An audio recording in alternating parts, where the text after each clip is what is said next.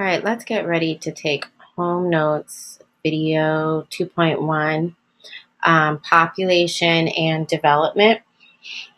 So in class, we started unit 2 on population, migration, and health, but I just want to take this time to also talk about the relationship between population and development. So let's just talk about some key concepts in development in the first couple of slides, and then in the following slides, or the next slides, then we'll talk about the links between population and development. So the definition of development is the process of improving the material condition of people through diffusion of knowledge and technology. Now, this is your book definition, of course. As we continue with this course, there is a whole entire unit. I think it's unit 6 that we talk about development and industrialization. There are 3 goals of development. The first goal is to increase the availability and improve the distribution of food, shelter, health, and protection. Improve standards of living, including higher incomes, more jobs, and better education, and to expand the range of economic and social choices available to people and nations. So, as you can tell, our goals of development all have to do with getting more, okay, increasing, improving, and expanding. And the relationship or the link between development and population, you'll be able to see that relationship when we talk about development and health, okay, the availability and improvement to healthcare and how that affects a country's population. You should already know just by living on Earth that there are ways in which we talk about particular countries, and if we look at them as a more developed country or less developed country, one way that you should also look at development is that all countries are on this spectrum, or I like to call it a journey towards development. And so there are some countries that are further along this journey or further along the spectrum of development, whereas there are some other countries that, because of historical reasons, are kind of further behind or farther behind. So we have more developed countries and less developed countries. MDCs are a relatively developed country that has progressed further along the development continuum, that spectrum, further along that path. And then you have less developed countries or developing country, a country at the early stages of development. We like to call these countries developing countries or emerging markets, countries with emerging markets. Okay. Now, how we decide if a country is more developed or less developed is that we look at the Human Development Index, and there are different factors that go into creating this number between 0 and 1. It tells us the level of development for a particular country. The United Nations combines income, literacy, education, and life expectancy to come up with this number. Again, we're seeing a connection between population and development because one of the factors that the UN looks at is life expectancy. It's important for you to realize that HDI offers a broad, general picture of a country's development, okay?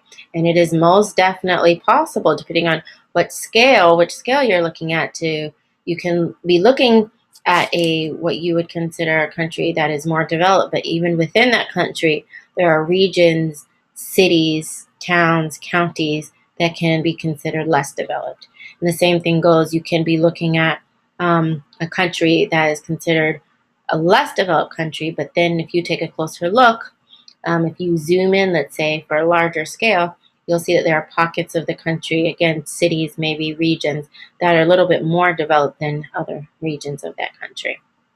So again, HDI gives you a nice broad general picture of an entire country's development, but it's not the end-all be-all.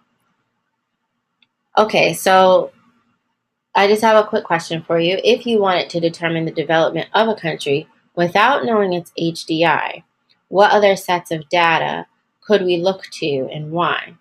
And I suggest you look at your notes from Key Issue 2.2, where they talk about how particular aspects or different rates of population are tied to development. So I'll give you, pause the video and skim over your notes for Key Issue 2.1 with this question in mind. And then I'll give you the answer. Well, some sets of data you could look at is the crude death rate, the natural increase rate, the total fertility rate, and overall mortality of a particular country. So in these notes, in this home notes, we're going to be pretty depressing, and we're going to talk a little bit about one link between population and development, and that's looking at the mortality of a particular country and how that can kind of share with us and reveal some things about that country's development. So death comes in different forms, and the causes of death of a country's population reveals its development. So we already know there are MDCs and LDCs, and the causes of death in these particular types of countries along this development spectrum vary. So take a moment, think about what you know about an MDC, and what you think the causes of death would be of a particular person who lives in an MDC. And then think about what some of the causes of death would be for a person who lives, the cause of death for a person who lives in LDC. What we find out is that the causes of death in an MDC, they're age-induced degenerative conditions such as heart disease or maladies caused by industrial pollution of the environment. Okay, whereas causes of death in LDCs, we see contagious diseases such as HIV/AIDS or the Ebola outbreak or disease, malaria, also civil warfare or inadequate health services.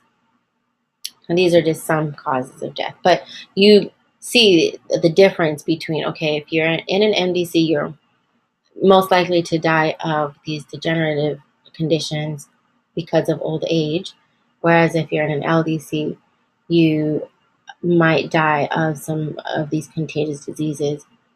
And that all has to do with access to healthcare. And also, as we've been talking about, the level of development of that particular country. Standard of living. Again, development is closely linked to infant mortality rates in a particular country. So pause this video, pull out your textbook, and look at two figures on pages 70 and 300. Figure 2-39 shows you the infant mortality rates of particular countries in the world, and figure 9-1, which is all the way in page 300, shows you the development regions. And my question to you is, what pattern or patterns do you see?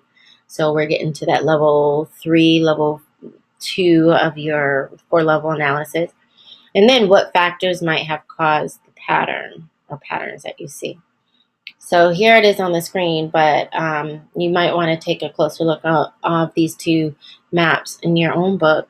But in this top map here, first of all, let's see if you can tell me what type of map this is.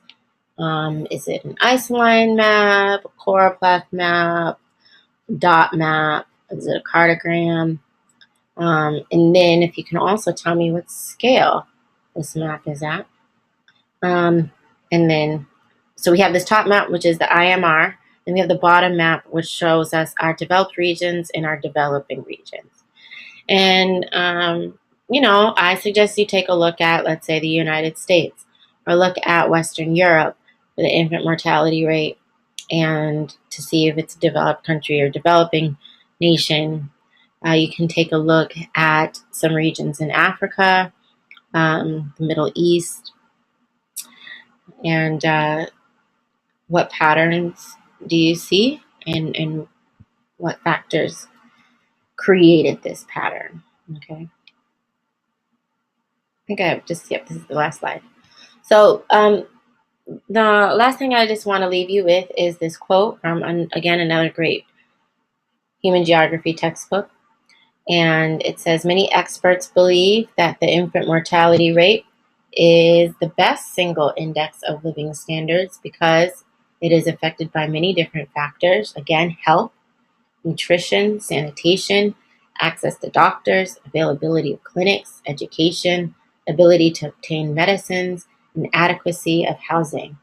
So when you were looking at this map or these two maps, if you said things such as, okay, well, what are some of the reasons for why we have these patterns? If you said the availability of clinics or ability to obtain medicines, even education, education of women also, then you are on the right track.